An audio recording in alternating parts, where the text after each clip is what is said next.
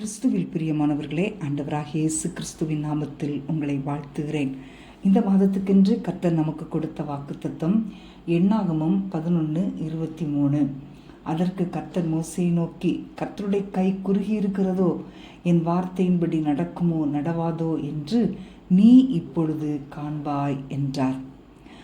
தேவ பிள்ளைகளுடைய வாழ்க்கையில் தேவைகள் எழும்பும்போது அல்லது இக்கட்டான சூழ்நிலைகளை சந்திக்கும்போது தங்களுடைய தைரியத்தை, திட நம்பிக்கையை இழந்து போகிறார்கள்.